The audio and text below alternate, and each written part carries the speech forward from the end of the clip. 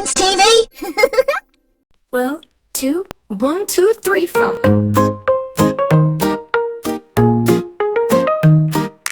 A is for apple, red and sweet tea. B is for bear, big and neat. C is for carrot, crunchy delight. D is for duck, flapping in flight. E is for elephant, stomping out down.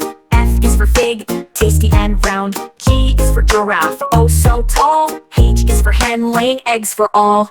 I is for iguana, climbing so high. J is for jackfruit, big as the sky. K is for kangaroo, hopping with cheer. L is for lemon, sour but dear.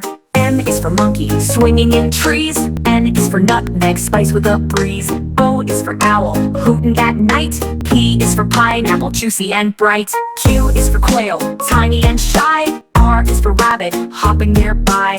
S is for strawberry, fresh and red ton. T is for tiger with stripes on its head.